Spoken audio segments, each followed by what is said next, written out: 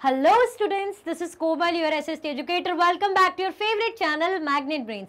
Magnet Brains आपको provide कराता है हाई क्वालिटी एजुकेशन, वो भी फ्री ऑफ कॉस्ट, किंडरगार्टन से लेके क्लास 12 तक की सीबीएसई बोर्ड के कोर्सेज के साथ साथ आपको अदर स्टेट बोर्ड के भी कोर्सेज अवेलेबल हैं इन हिंदी मीडियम, जैसे कि UP board, Bihar board, Delhi board के कोर्सेज प्रॉपर सिस्टमैटिक वे में। कोई दिक्कत परेशानी नहीं होने वाली है। डेली प्रैक्टिस सेट्स के क्वेश्चंस भी मिलेंगे, तो धमाकेदार तरीके से प्रैक्टिस भी करते जाइएगा। ई बुक्स और ई नोट्स की लिंक आपको डिस्क्रिप्शन बॉक्स में अवेलेबल है, तो भटकने की बात नहीं बनती। सो आज हम क्या करेंगे? आज हम करेंगे क्विक रिवीजन।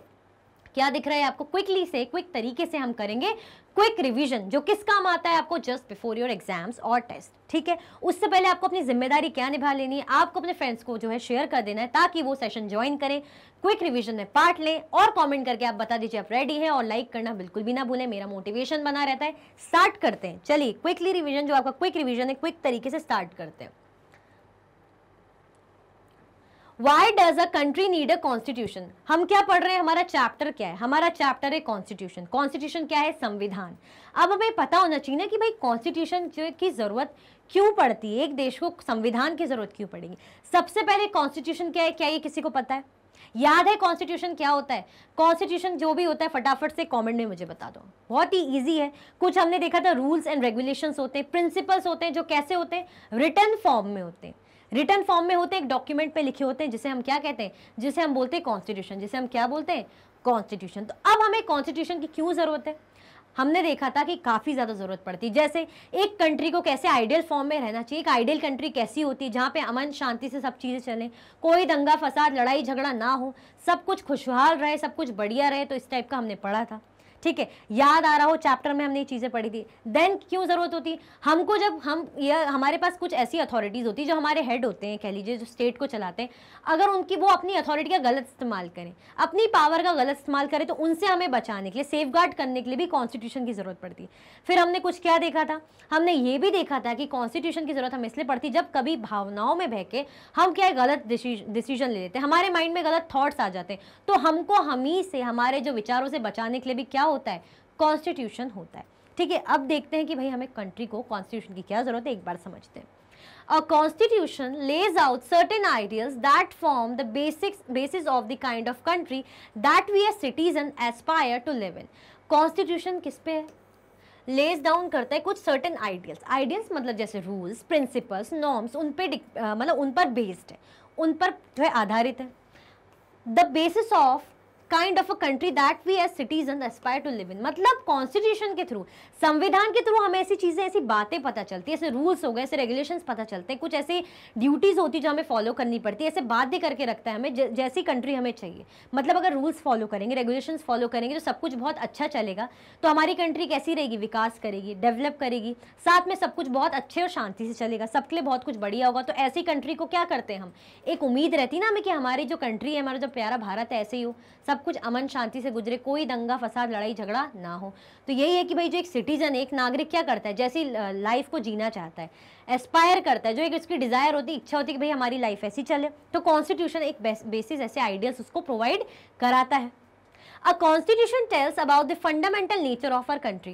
अब कॉन्स्टिट्यूशन के थ्रू हमें क्या पता चलता है? हमारी कंट्री का फंडामेंटल नेचर कैसा है। कुछ कंट्रीज ऐसी होती है कि भाई दूसरे धर्मों को फॉलो भी नहीं करने देती। आप ठीक है अदर रिलीजन के हो, बट आप पूजा नहीं कर सकते, कुछ नहीं कर सकते। अगर आप अदर रिलीजन के हो, या तो सजा वगैरह दे देंगे, या तो रहने भी नहीं देंगे। तो इससे पता चलता है कि वहाँ कंट्री, देश की हालत कैसे। बट हमारी कंट्री कैसी? काफी सेक्युलर कंट्री, अलग अलग धर्म, अलग अलग कास्ट के लोग रहते हैं, अपने रिलीजियस एक्टिविटीज परफॉर्म करते हैं, कोई नहीं रोक सकता, क्योंकि हमारे पास राइट टू फ्रीडम भी है। याद है कि नहीं है? कौन से राइट्स है? कितने राइट्स पढ़े थे हमने? 6 पढ़े थे। ठीक है, अभी तो हम आगे इसको रिकॉल और करेंगे। तो ऐसे ही क्या है, फंडामेंटल स्टेटस क्या है कंट्री का, वो हमें किसके थ्रू पता चलता है? हमारे कॉन्स्टिट्यूशन के थ्रू पता चलता है। मतलब हमारा संविधान कुछ कड़े नियम बना रहा है, तो उससे भी पता चल जाता है कि भाई कितना कड़ा कानून है हमारे इंडिया का। बट ऐसा नहीं है, काफी फ्लेक्सिबल, अच्छा है, सब बढ़िया खुशहाल तरीके से रहते हैं। तो ये क्या बताता है? फंडामेंटल नेचर बताता है हमारी कंट्री का। क्या बताता है? कॉन्स्टिट्यूशन। इसीलिए भी हमें कॉन्स्टिट्यूशन की जरूरत है। This includes the type of government and also an agreement on certain ideals that they all believe the country should uphold. और साथ में हमें क्या पता चलता है? This include करता है the type of government and also an agreement on certain ideals. मतलब इससे क्या पता चलता है हमें किस टाइप की सरकार हमें चाहिए। जैसा हमारा देश है, जैसा संविधान है, जैसे रूल्स एंड रेगुलेशंस हमारे लिए बने हुए हैं, तो सरकार किस टाइप की चाहिए, वो कैसे है सब हैंडल करेंगी, सब कुछ कैसे मैनेज करके चीज़ें चलेंगी, तो ये भी होता है। साथ में कुछ आइडियल्स बताता है जिस पे कंट्री क्या बिलीव करती कि हाँ अगर ऐसा होगा, लोग हैं जो अग्री करते हैं हाँ अगर ऐसे रूल्स एंड रेगुलेशंस बनेंगे सब कुछ बहुत अच्छे से चलेगा, तो ये हमारी कंट्री का एक आइडियल फॉर्म होगा जो हम चाहते हैं कि ऐसा ही रहे। क्योंकि हम भी चाहते हैं ना, अगर रूल्स हैं लाइक ड्राइविंग, हम बोलते हैं कि ड्राइविंग सीट जो है सीट बेल्ट बांधो, हेलमेट पहन के जाओ, तो ये सब क्या है हमारे अच्छे के लिए कि नहीं है? तो क्या हम इसे गलत बोलते हैं कि नहीं नहीं ऐसा नहीं होना चाहिए? अगर कोई क्या कर रहा है, चोरी चकारी कर रहा है, मर्डर कर रहा है, रेप हो रहा है, हम बोलेंगे नहीं नहीं इसके लिए कानूनी वो मत करो, कोई दिक्कत नहीं, थोड़ा बहुत में छोड़ दो, तो क्या ये सही नहीं है? आपको सही लग रहा है? नहीं ये सही नहीं है। तो कॉन्स्टिट्यूशन में क्या है, इनके लिए हर तरीके के प्रावधान है, हर जुल्म मुजरिम के लिए उसके अकॉर्डिंग, उसके एज जैसे छोटे जो होते हैं 18 से कम, तो उनके लिए उनको अलग उसमें भेजा जाता है, उनको एकदम से सज़ा नहीं दी जाती, कुछ ट्रेनिंग उसके लिए होता है, कुछ अंडर उसमें जाते हैं कुछ, ठीक है। तो क्या होता है रिमांड वगैरह के अंडर, तो ये सब क्या रहते हैं, ये सब रूल्स बनाए गए हैं, बहुत सोच समझ के रूल्स बने हैं। तो ये कंट्री के लोग जो चाहते हैं, एस्पायर करते हैं कि भाई एक आइडियल कंट्री ऐसी होनी चाहिए, तो वो भी चाहते हैं ऐसे कॉन्स्टिट्यूशन के रूल्स बने रहे, तो ये सबके लिए बहुत बढ़िया है, कंट्री के लिए बेटरमेंट के लिए बहुत अच्छा है और सबके लिए भी। जैसे हम ये देख रहे हैं जो नेहरू जी हैं एड्रेस कर रहे हैं, कॉन्स्टिट्यूएंट असेंबली है ये। कॉन्स्टिट्यूएंट असेंबली में क्या हुआ था, हमारा संविधान बना था, कॉन्स्टिट्यूशन बना था। याद है अगर कितने लोग थे, लगभग 300 लोग इसमें इंक्लूडेड थे, और कितने 3 साल लग गए थे हमारा संविधान बनाने में, याद है कि नहीं है? तो उसमें भी चैलेंजेस आए थे, इतनी आसानी से नहीं बने थे। चैलेंजेस क्या कि अलग अलग धर्म के लोग हैं, अलग अलग कास्ट के लोग हैं, अलग अलग सोसाइटी, अलग अलग स्टेटस के लोग हैं, तो सबको ध्यान में रखते हुए हमें कॉन्स्टिट्यूशन बनाना है कि कहीं भाई एक ग्रुप वाले या दूसरे ग्रुप वाले कोई आहत ना हो जाए, उनको ऐसा ना लगे कि हमारे लिए नहीं सोचा जा रहा। तो एक कॉन्स्टिट्यूएंट असेंबली है जिसकी मांग करी थी इंडियन नेशनल कांग्रेस ने। किसने करी थी? इंडियन नेशनल कांग्रेस ने जो है मांग करी थी। उसको एड्रेस कर रहे हैं कॉन्स्टिट्यूएंट असेंबली को जवाहरलाल नेहरू। ठीक है, आया समझ में? चलिए आगे बढ़े। Okay, When Nepal was a monarchy. अब हमने फिर एग्जाम्पल देखा था, एक एग्जाम्पल देखा था हमने नेपाल कंट्री का, याद आ रहा है? जिसमें नेपाल क्या था, ये लोग क्या कर रहे हैं, मूवमेंट कर रहे हैं, लोग अपना मतलब गुस्सा दिखा रहे हैं, वो चाह रहे हैं कि हमें राजतंत्र नहीं चाहिए, हमें मोनार्की नहीं चाहिए, हमें क्या चाहिए, डेमोक्रेसी चाहिए। डेमोक्रेसी में क्या होता है, प्रजातंत्र होता है, लोकतंत्र होती है, मतलब प्रजा का अधिकार होता है, प्रजा अपने अकॉर्डिंग अपने उम्मीदवार चुन सकती, अपनी बातें रख सकती, अपनी बातें कह सकती, जिसमें उन्हें इक्वल रहने का अधिकार, फ्रीडम का अधिकार मिलता है। तो कौन चाह रही थी? नेपाल जो कंट्री है, जो इंडिया की क्या है, नेबरिंग कंट्री नॉर्थ साइड से, तो वहां पे कुछ ऐसा मूवमेंट हुआ था जहां पे क्या था, when Nepal was a monarchy. Monarchy मतलब जब राजतंत्र था, राजा महाराजा का टाइम, एम्पायर वगैरह ऐसे चीजें थी, तो वो मोनार्की हो गई। It reflected the final authority of the king. क्या रिफ्लेक्ट करती है? इसका मतलब ये है कि राजतंत्र यानी मोनार्की में क्या होगा कि फाइनल पावर अथॉरिटी किसके पास रहेगी? सिर्फ किंग के पास रहेगी, और जो जनता है, जो जनता जनार्दन है, वो कुछ नहीं कर सकती। उनको जो भी ऑर्डर्स दिए फॉलो करने ही पड़ेंगे, क्योंकि राजा ने जो भी ऑर्डर दिए, अगर चाहे वो टैक्स बढ़ा दे, चाहे वो किसी को निकलवा दे, हटा दे, कोई सजा दे दे, कोई कुछ नहीं कह सकता, क्योंकि जो पूरी फाइनल अथॉरिटी किसके पास है? किंग के पास है। इसीलिए तो ये मोनार्की है, राजतंत्र है। After transition of Nepal into a democracy, it started the process of writing a new constitution for the country. अब क्या हुआ था? जब भाई जैसे तैसे इन लोग ने मेहनत करके एक मोनार्की कंट्री से डेमोक्रेटिक कंट्री बनाया नेपाल को, तो अब क्या है, कॉन्स्टिट्यूशन पहले कैसा था? कॉन्स्टिट्यूशन पहले राजतंत्र के अकॉर्डिंग था, मोनार्की के अकॉर्डिंग था कि जो भी सारी पावर्स रहेंगी सब कुछ राजा के पास रहेंगे। अब जब कंट्री डेमोक्रेटिक बन गई है, जब लोकतंत्र आ गया, तो जो ये कॉन्स्टिट्यूशन भी चेंज होंगे ना, रूल्स एंड रेगुलेशंस चेंज होंगे, उनमें किसके हित के लिए, किसके वेलफेयर की बात की जाएगी? पब्लिक के वेलफेयर की बात की जाएगी। तो क्या हुआ था, after transition of Nepal into democracy, जब नेपाल क्या है डेमोक्रेसी में बदल गई थी, जब राजतंत्र लोकतंत्र में बदल गई थी, तो क्या था, it started the process of writing a new constitution for the country. अब क्या हुआ था, कंट्री के लिए नए संविधान के लिए प्रोसेस स्टार्ट हो गई थी। सही बात है ना, अब राजतंत्र था पहले, तो राजतंत्र के जो कॉन्स्टिट्यूशन थे वो थोड़ी चलेंगे। अब जब कंट्री डेमोक्रेटिक हो गई, तो नए रूल्स एंड रेगुलेशंस बनेंगे जनता की नीड के अकॉर्डिंग, कि जनता को कैसा समाज, कैसा देश चाहिए। ठीक है, in democratic societies the constitution lays down rules that guard against the misuse of authority by our political leaders। भाई लीडर्स हैं ज़्यादातर तो अच्छे रहते हैं, बस कुछ कुछ होते हैं जो अपनी पावर का गलत इस्तेमाल करते हैं। आपने मूवीज़ में देखा है, तो मूवीज़ तो इनके लिए बहुत बनती, बहुत ज़्यादा ही बनती है। तो आपको पता रहता है कि कैसे जो है फंड में लगा रहे पैसा, कि डैम वगैरह बन रहा है तो आधा पैसा खा लिया, अपने लिए बंगलो वगैरह बना लिए, बढ़िया सस्ती सीमेंट की बोरियां लगवा दी, पुल टूट रहे। इस टाइप की मूवीज आपने देखी है तो आपको आइडिया होगा कैसा क्या होता है। नहीं देखी तो जरूर देखना, ठीक है। तो आपको वैसे ही समझ में आ जाएगा कि डेमोक्रेटिक सोसाइटीज में भी कुछ कुछ जो होते हैं जो अपनी पावर का क्या करते हैं, मिसयूज करते हैं। क्या करते हैं, the constitution lays down rules that guard against the misuse of authority by our political leaders. Constitution की हेल्प से हमें क्या होता है, जो लीडर्स हैं अपनी पावर का गलत इस्तेमाल करते हैं उनसे भी सेफ गार्ड हमें प्रोवाइड करता है कौन, संविधान। उन्होंने इस टाइप के रूल्स एंड रेगुलेशन सब बना रखे। आप सोचिए ना, जब 300 लोग हैं, जब 300 लोग क्या कर रहे थे, कॉन्स्टिट्यूशन लिख रहे थे, बना रहे थे, तो मजाक थोड़ी 3 साल लग गए। तो उन्होंने सब सोचा होगा कि अगर मानो हम पावर देंगे, कोई नेता आएगा तो कहीं गलत इस्तेमाल ना कर ले, तो उनने उनके लिए भी कुछ रूल्स एंड रेगुलेशंस क्या करे होंगे, बनाए होंगे कि नहीं बनाए होंगे। जी हाँ, बिल्कुल बनाए होंगे। तो क्या था कि डेमोक्रेटिक सोसाइटी में कॉन्स्टिट्यूशन क्या है, उसके सेफगार्ड के अगेंस्ट हमें क्या प्रोवाइड करता है, सेफगार्ड प्रोवाइड करता है कि भाई जो लीडर से अपनी पावर का मिसयूज ना करे। हमने एग्जांपल देखा था चैप्टर का, अगर याद हो, हमने कोई सुरेश एक मॉनिटर है उसका एग्जांपल देखा था, कैसे जो अनिल है उसका क्लासमेट है, मिसयूज किया था उसने अपनी पावर का। टीचर बोल के गई कि मैं थोड़ी देर के लिए बाहर जा रही हूँ, उसने क्या करा, और वो मॉनिटर तो था साथ में बुली था, मतलब वही समझ लीजिए नेता है जनता के हित के लिए, बट वो खुद ही गुंडा जैसा है, फायदा उठा रहा है, पैसा खा रहा है। तो ऐसे ही वो मॉनिटर भी था, वो बोली था, मतलब परेशान करता था। तो वो बेचारा अनिल अपना लिख रहा था, तो उसको बोला आज तो तुम्हें डांट पड़वाऊंगा टीचर से। उसने ये भी बोला कि भाई मेरी क्या गलती, मैंने तो कुछ भी नहीं किया, मैं तो अपना लिख रहा हूँ। बट नहीं, वो बोलते ना कि बस आदत है हीरो बनने की, क्योंकि मैं तो मॉनिटर हूँ और दिमाग वैसे ही गलत चल रहा है, बोली हूँ भाई मैं तो गुंडागर्दी करूंगा। अब जैसे टीचर आई तो उसने क्या करा, उसने तुरंत झूठ बोल दिया कि भाई मैम ये जैसे आप क्लास से गई तो ये क्या कर रहा है, ये मस्ती कर रहा था, जबकि ऐसा नहीं था। मैम ने बेचारे को पनिशमेंट दी, 100 टाइम्स बोला कि आप ये लिखिए कि आप अपने मॉनिटर की जो है जो उन्होंने आपको बोला है, जो उन्होंने ऑर्डर्स दिए उसको डिसोबे नहीं करेंगे। तो क्या हुआ, मतलब जो सुरेश था उसने अपनी पावर का गलत इस्तेमाल किया। हमने एग्जाम्पल देखा था क्लासरूम का, याद है कि नहीं है, किस किस को याद है फटाफट से कॉमेंट में बताओ। चलो, तो यही है, ऐसे ही अगर कोई अपनी पावर का मिसयूज ना करे तो हमें क्या करता है, जो कॉन्स्टिट्यूशन है हमें प्रोवाइड करता है सेफगार्ड, सेफगार्ड प्रोवाइड करता है। A constitution plays an important function in a democracy to ensure that the dominant groups does not use its power against any person, group, organization, etc. साथ में हमें ये भी प्रोवाइड करता है। हमने एक और एग्जाम्पल देखा था, हमने क्लासरूम का एग्जाम्पल देखा था, जहाँ पे लड़कियां कम थी, लड़के ज्यादा थे। लड़के चाह रहे थे क्रिकेट खेलना, लड़कियां चाह रही थी बास्केटबॉल खेलना, याद है कि नहीं है।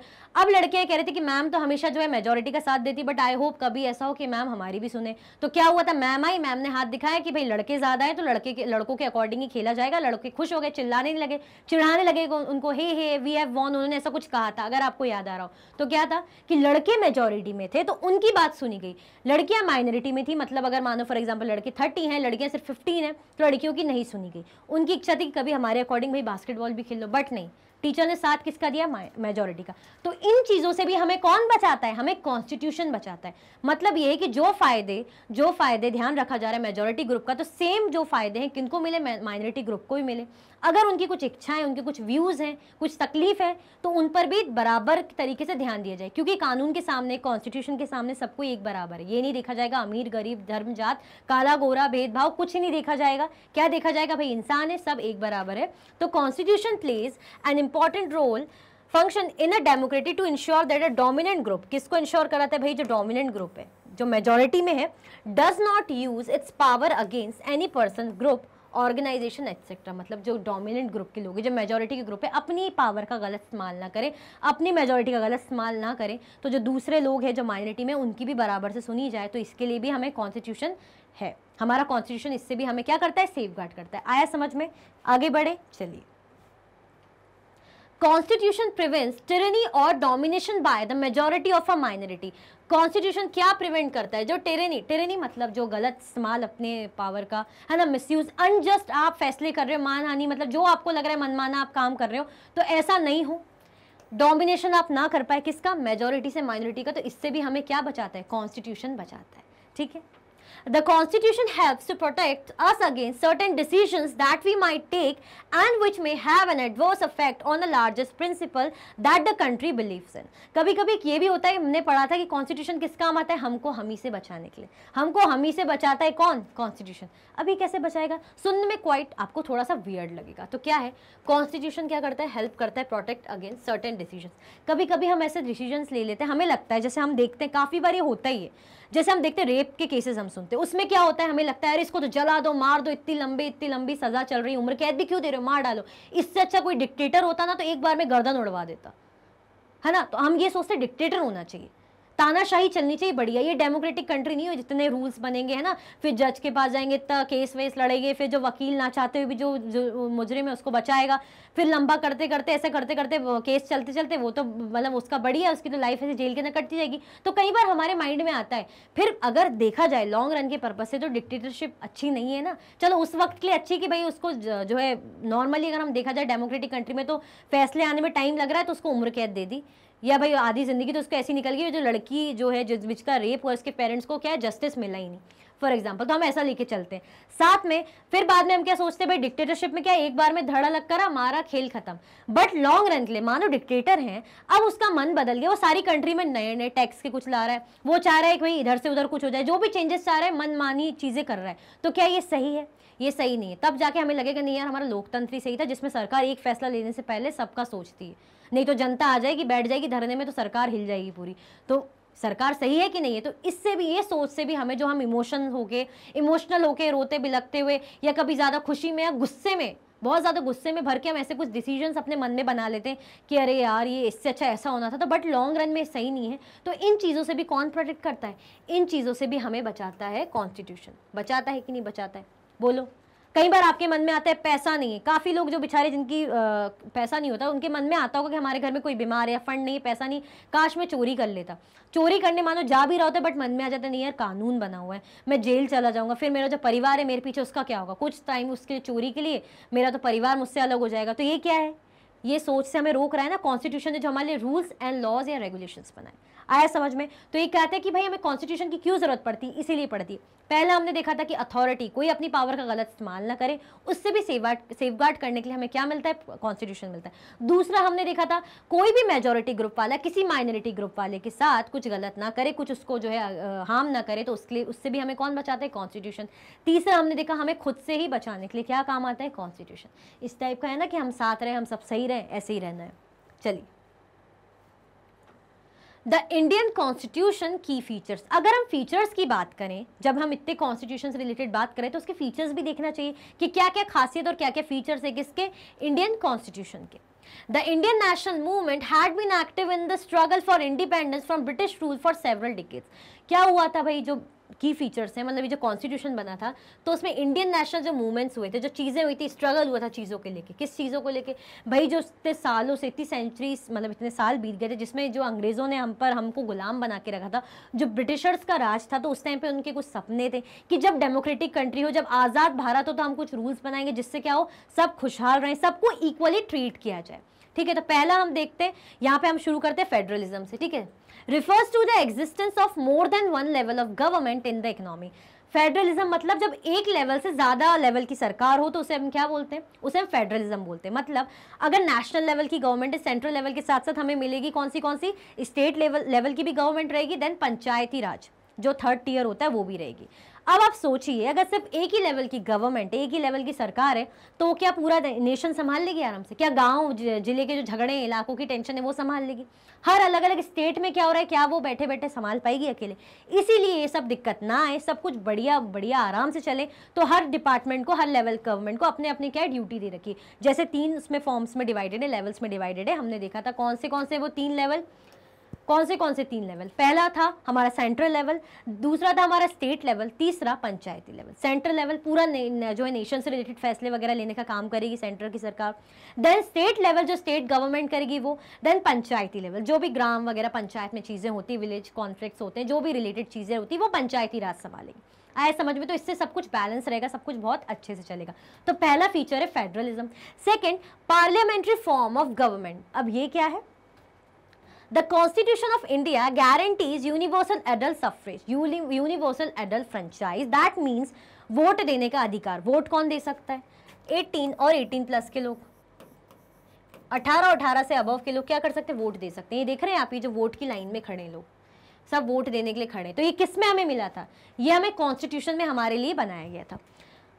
The constitution of India guarantees universal adult suffrage for all citizen, मतलब सारे सिटीजन्स के लिए, सारे नागरिकों के लिए क्या हमें गारंटी करा था, क्या चीजें दी गई थी, हमें यूनिवर्सल एडल्ट सफरेज की फैसिलिटी दी गई थी।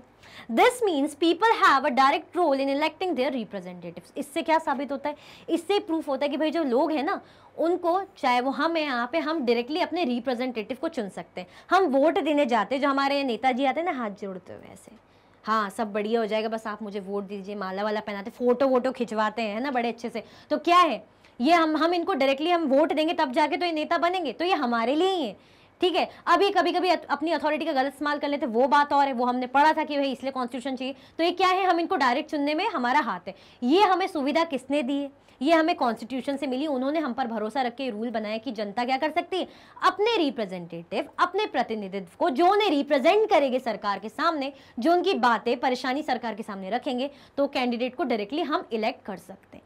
कर सकते कि नहीं कर सकते, बोलो कमेंट में बताओ।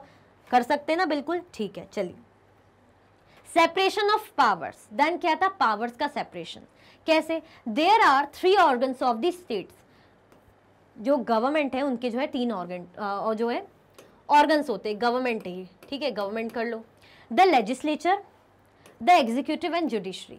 The legislature, executive and judiciary. Legislature क्या करता है, लेजिस्लेचर वो होते हैं जैसे जो हमारे एमएलएज होते हैं, जो जब जाते हैं लेजिस्लेटिव असेंबली में, तो उन्हें क्या बोलते हैं, उन्हें लेजिस्लेचर बोलते हैं। ये क्या होते हैं, इन्हें हमने डायरेक्टली चुना होता है अपने से। साथ में ये क्या करते हैं, लॉज वगैरह, कानून वगैरह बनाने का काम करते हैं। ये देखिए इस तरीके से ऐसे हैं, legislative, then executive, then judicial, ये लॉज बनाने का काम करते हैं। देन एग्जीक्यूटिव क्या करते हैं, जो एग्जीक्यूटिव होते हैं फंक्शन, मतलब प्लान को इंप्लीमेंट करने का काम करते हैं। जुडिशरी मतलब जो कोर्ट वगैरह, जज से रिलेटेड जो चीजें रहती हैं सारी, वो किस में चलती है, वो जुडिशरी में चलती है। तो ये क्या है, 3 ऑर्गन्स ऑफ गवर्नमेंट है, जो कि बड़े ही इंपॉर्टेंट होते हैं। अगर हमने कुछ भी प्लानिंग करनी है अपने स्टेट के लिए, वो लेजिस्लेचर करेगा, देन उनको इंप्लीमेंट करेगा कौन, उनको एग्जीक्यूटिव इंप्लीमेंट करेगा। देन जुडिशरी, कुछ भी लॉ सही है गलत तरीके से तो नहीं हो रहा है, उसको बताने समझाने का काम कौन करेगा, जुडिशरी करेगी। 5th देखते हैं, the legislature refers to our elected representatives, the executive is a smaller group of people who are responsible for implementing laws and running the government. The judiciary refers to the system of the courts in the country. जैसे कि मैंने बताया, क्या बताया, legislature कौन होते हैं, refers to are इलेक्टेटिव representative, भाई जो लोगों को हमने इलेक्ट करके, जो जिनको लोगों को चुना है नेता लोगों को, तो वो हमारे इलेक्टिव रिप्रेजेंटेटिव्स होते हैं, वो लेजिस्लेचर कहलाते हैं।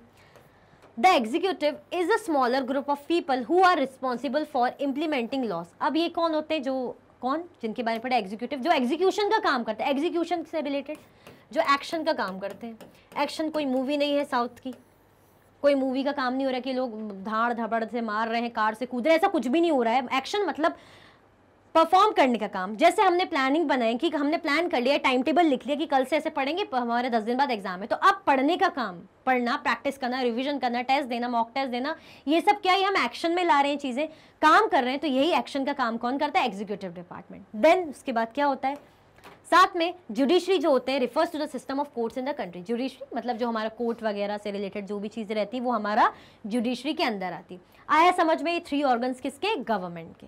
आगे बढ़े, चलिए। फंडामेंटल राइट्स एक और इंपॉर्टेंट है हमारा। फंडामेंटल राइट क्या होते हैं, 6 हमारे क्या होते हैं, फंडामेंटल राइट्स होते हैं, बेसिक अधिकार। कौन से हो गए, राइट टू इक्वालिटी हो गया, राइट टू फ्रीडम हो गया, right against exploitation, right to freedom of religion, cultural and educational rights, and right to against मतलब राइट टू कॉन्स्टिट्यूशनल रेमेडीज। ये है 6, ये देख लो। देखो सबसे पहले हमारा राइट टू इक्वालिटी, एक समानता का अधिकार। नाम से ही समझ में आ रहा है, सबको इक्वल ट्रीट किया जाएगा, लड़का हो या लड़की, औरत हो या आदमी, बच्चा बूढ़ा, काला गोरा, अमीर गरीब, कोई मतलब नहीं, सब कुछ इक्वल रहेगा, सबको इक्वली ट्रीट किया जाएगा, ये हमारा अधिकार है। कोई अगर हमें इस तरीके से ट्रीट नहीं कर रहा, अनइक्वल समझ रहा है, तो हमारे पास ये है भैया, ये हम बढ़िया इसका यूज कर सकते हैं। तो ये क्या है, right to equality. Then second क्या है, राइट टू फ्रीडम। फ्रीडम मतलब आज़ादी का अधिकार। आज़ादी कैसी, मतलब हमें अपनी बात रखने का अधिकार है, बात बोलने का अधिकार है, खुद को एक्सप्रेस करने का अधिकार है। हम कुछ भी कहीं भी जा सकते, घूम सकते, कोई हमें रोकेगा नहीं।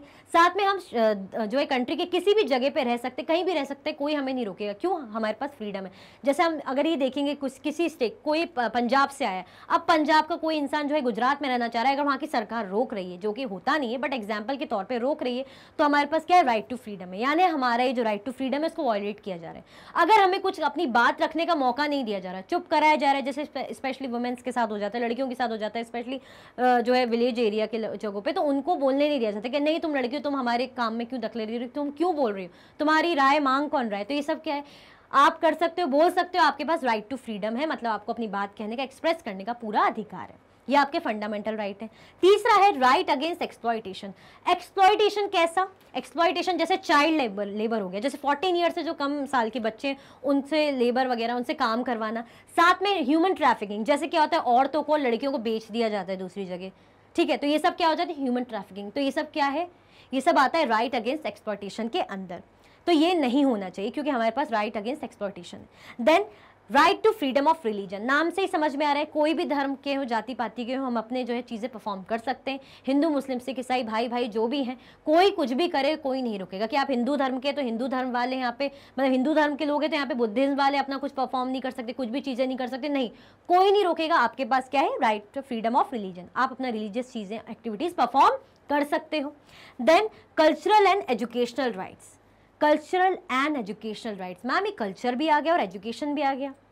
इसमें क्या होता है, जैसे फॉर एग्जांपल आप देखते हैं, जैसे बुद्धिज्म लोग होते हैं, उनके मठ होते हैं, मोनेस्ट्रीज होती है, वहाँ पे मॉन्क्स होते हैं, भिक्षुक होते हैं, जो उनके डिसाइपल होते हैं, जो उनके फॉलोअर्स होते हैं, वो क्या करते हैं, वो आ जाते हैं पढ़ने सीखने बुद्धिज्म धर्म के बारे में, तो उन्होंने एजुकेशन टाइप की चीज़ें खोली होती है। हम मुस्लिम्स लोगों का देखते हैं, उनके मदरसेज रहते हैं, तो वहाँ पे क्या होता है, बच्चों को लोग पढ़ने भेजते हैं छोटे से कुछ साल, तो क्या है, ऐसे एजुकेशन इंस्टीट्यूशन खोल सकते हैं, कोई आपको रोकेगा नहीं कि आप अपनी धर्म का प्रचार या आप अपनी धर्म की चीज़ें पढ़ा रहे हो, बता रहे हो, इसको कोई गलत नहीं ठहराएगा। मतलब आप अपने धर्म को प्रिजर्व करने का काम कर रहे हो या आप अपने धर्म को डेवलप करने का काम कर रहे हो, आप बिल्कुल कर सकते हो। इस टाइप के एजुकेशन इंस्टीट्यूशन अपने रिलीजन से रिलेटेड खोल सकते हो। ये किसके अंदर है, आपको कल्चरल एंड एजुकेशनल राइट्स के अंदर। देन आ जाता है आपका last but not the least, right to constitutional remedies. Ma'am ये क्या है, इसका मतलब ये है, रेमेडीज का मतलब हम देखते हैं सॉल्यूशन, हल, है ना, उपचार।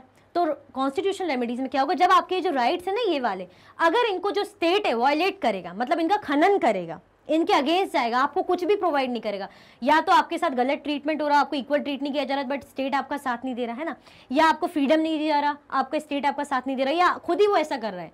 कोई स्टेट वाले अगर कह रहे हैं कि पंजाब से कोई आया और मना करें नहीं आप गुजरात में ही रहेंगे, तो ये क्या है, राइट टू फ्रीडम वायलेट हो रहा है, आपका जो राइट है। तो ऐसा अगर कर रहा है, फॉर एग्जाम्पल अगर ऐसा कर रहा है, तो आपके पास क्या है, राइट टू कॉन्स्टिट्यूशनल रेमेडीज। आप क्या कर सकते हैं, आप कोर्ट में जा सकते हैं, हाई कोर्ट है, आप सुप्रीम कोर्ट में जा सकते हैं, अपील दायर करिए, बढ़िया से जो कोर्ट है इनका अच्छे से इलाज करिए ताबड़तोड़, क्योंकि आपके पास है right to constitutional remedies.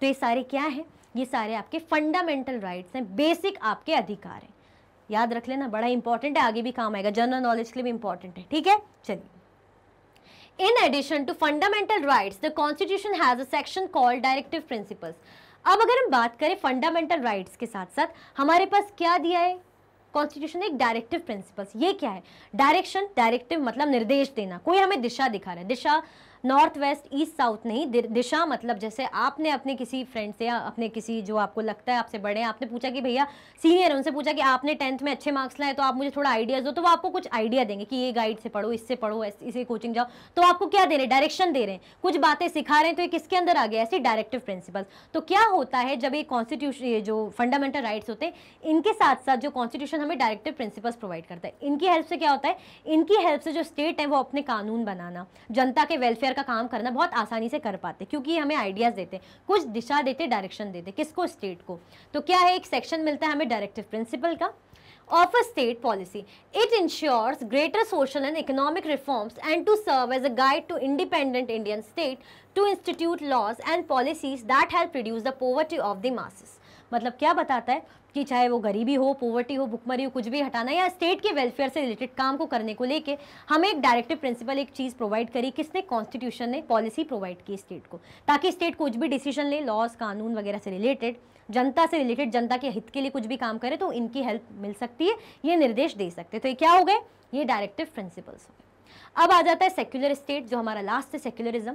A secular state is one in which the state does not officially promote any one religion as the state religion. मतलब क्या होता है, सेक्युलर कंट्री हम देखते हैं जब हिंदू मुस्लिम भाई भाई, सिख ईसाई भाई भाई, मतलब सब साथ में रहते हैं, हमारी सेक्युलर कंट्री होगी। बट सेक्युलर स्टेट क्या हो गया, जब कोई भी स्टेट क्या करता है, खुद को किसी रिलीजन से अलग रखता है। जैसे मैं स्टेट की हेड हूँ, अब मैं हिंदू रिलीजन को ही प्रमोट कर रही हूँ, या मैं मुस्लिम रिलीजन या सिख रिलीजन ईसाई रिलीजन को प्रमोट कर रही हूँ, तो ये सेक्युलर स्टेट नहीं है। स्टेट क्या होगा सेक्युलर, जब वो क्या करेगा, किसी भी एक रिलीजन को, एक रिलीजन से हट के खुद को रखेगा, मतलब किसी एक रिलीजन को प्रमोट नहीं करेगा, तो वो क्या हो जाता है, वो सेक्युलर स्टेट हो जाता है। मतलब वो किसी भी एक रिलीजन को प्रमोट नहीं करते, क्योंकि बड़ी गड़बड़ की बात हो जाएगी भाई, बहुत ज्यादा गड़बड़ की बात हो जाएगी। ये देख रहे हैं सब एक समान, ये सेक्युलर स्टेट है। आया समझ में? तो ये लास्ट था हमारा की फीचर सेक्युलरिज्म का। जब सेक्युलर स्टेट में होता है, जब स्टेट खुद को अलग रखता है किससे, किसी भी रिलीजन से। आया समझ में? चलिए, इसी के साथ जो आपका क्विक रिवीजन बहुत ही क्विकली तरीके से एंड होता है। आई होप आपको बहुत अच्छे से समझ में आया होगा और बहुत मज़ा भी आएगा, क्योंकि कॉन्स्टिट्यूशन से रिलेटेड बातें, हमारे देश गवर्नमेंट, हमारे जो है स्टेट से रिलेटेड बातें भी थी, और सबसे इंपॉर्टेंट फंडामेंटल फीचर्स कोई भी नहीं भूलेगा। जो राइट से मिले फटाफट लिख लो, कमेंट में याद भी आ जाएंगे, कॉपीज़ में लिख लो। इसी के साथ आपका जो क्विक रिविजन है एंड होता है। अगर आप और भी लेक्चर्स की वीडियोस देखना चाहते हैं तो आप मैग्नेट ब्रेन्स के यूट्यूब चैनल पे देख सकते हैं, एप्लीकेशन पे देख सकते हैं और वेबसाइट पे देख सकते हैं। ई नोट्स और ई बुक्स की लिंक आपको डिस्क्रिप्शन बॉक्स में अवेलेबल है। ये कुछ हाई क्वालिटी के कोर्सेज हैं, जैसे कि सीबीएसई बोर्ड है, दिल्ली बोर्ड है, Bihar board, UP board, MP board, Rajasthan board, वैदिक मैथ्स क्रैश कोर्स और स्पोकन इंग्लिश कोर्स आपको बड़ी उत्तम क्वालिटी में और 100% मुफ्त में मिलेंगे। तो भैया क्या करें, अवेल कर लीजिए। साथ में आप मैग्नेट ब्रेन्स के हिंदी मीडियम चैनल को भी जरूर देखिए, सब्सक्राइब करें, बड़ी इंटरेस्टिंग वीडियोज मिलेगी। आप हमें अदर प्लेटफॉर्म पर भी फॉलो कर सकते हैं, जैसे कि फेसबुक, इंस्टाग्राम, एक्स, टेलीग्राम और व्हाट्सएप पे। ज़्यादा से ज़्यादा लाइक कीजिए, ज़्यादा से ज़्यादा शेयर कीजिए, चैनल को सब्सक्राइब करना बिल्कुल भी ना भूलें। अपना ख्याल रखें। Thank you so much for watching.